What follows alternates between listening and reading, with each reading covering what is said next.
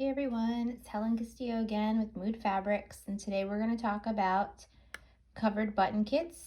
Here I have a set of finished covered buttons, and this is using a Super 120 wool suiting fabric. It is a larger size. I believe this is just under 2 inches. And the cool part about it is you can use absolutely any fabric. I'm going to show you how to assemble a 3/4 inch button, which comes with the entire kit. So all you need is the fabric.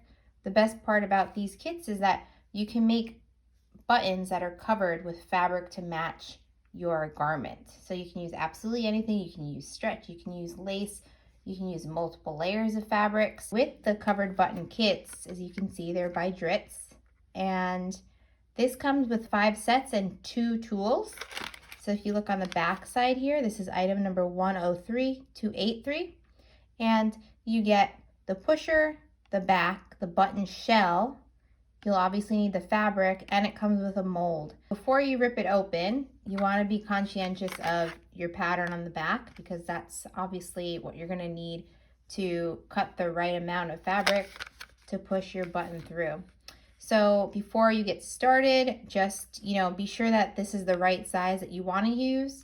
Your buttonhole is going to be close to, if not the same width of the button that you will be covering.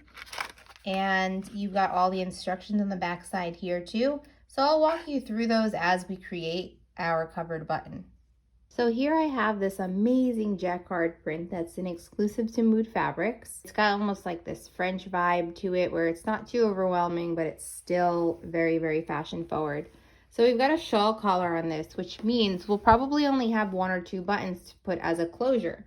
So using the pattern, which was on the back side of our cover button kit, that means that that is the circumference of what we'll need to cut to cover our button. So you're going to need these tools and a back and a button shell to your kit.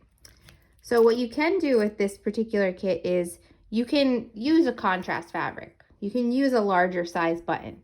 So depending on what the look is that you want for, that notion on your garment, you can go the higher, you can take a contrast fabric. You can maybe even pick something up, maybe like the silver in this print. So you can see here on the jacquard, we've got the metallic and we've got the white that's just textured, and that's the wrong side of the fabric.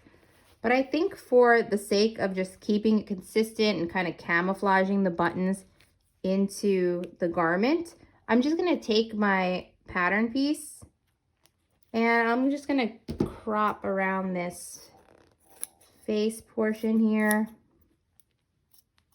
And if you'd like, you can use even Scotch tape to kind of tape your button pattern to your fabric. I'm just going to hold this and rotate.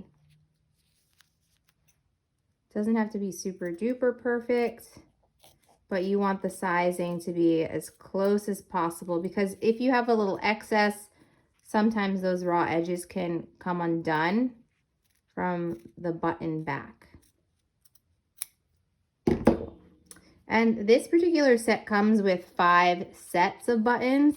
So if you wanted to even, you could use buttons on the cuffs. You could use them as a sort of, novelty. If I wanted to, on this welt pocket, I could put a buttonhole, and then I can put my button onto the right side of my fabric here and fasten that. You could put multiple buttons. You could even use the buttons as just some sort of trim detail. So after you've cut your fabric from your pattern piece, we're going to put it to have the wrong side facing up, because basically we're going to cover the button shell and we don't want to see it at all. If you're using lightweight or sheer fabrics, you can interface them, or you can put a second layer of the same fabric behind it. And after you've done that, I'm going to center my button shell to my fabric. You can see here. I'm going to take my mold, okay? So the side that you can push your finger into, it's got like that indent there. I'm going to take both of these pieces, my fabric and my button shell. And it's a little tricky on this part because you want to be sure that the fabric itself stays centered. And I'm just gonna push this into the mold. Try not to break my nails. You can always use a little pusher guy. There we go. Because essentially what you want to do is you want all of these raw edges to be evenly distributed around the circumference of that button shell. So if you look, that would be what the right side would look like finished. So after you've done this step, you have to push all of these raw edges into your button shell. After you've pushed all of these raw edges into your button shell, you're going to take your back piece and be sure that the looped end is facing toward you and catch all of the raw edges of that fabric. So jacquard's kind of funny because it can fray a bit. So I just kind of push that into place with my fingernails, but now you have to take the pusher itself and with the empty side going over that loop, you're just going to push firmly to get that button back into place. And if you're hesitant that you haven't pushed that firmly enough, you can take a mallet or, a sticky note, kind of push firmly so you don't hurt your hand.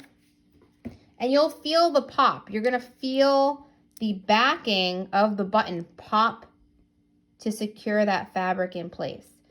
And the absolute last step is to just push your button out, release, and you have a custom covered button. So it beats having to go out, find buttons that match your garment. They don't match exactly. They're not the exact correct size. And this kind of makes your garment elevated, a little bit more elegant because it is custom. It's something that has to be made by hand specifically for your garment. And if anyone's interested, this is the Ursula suit pattern and you can download it for free on the Mood Society blog. Enjoy, and I hope you all make some awesome custom made buttons.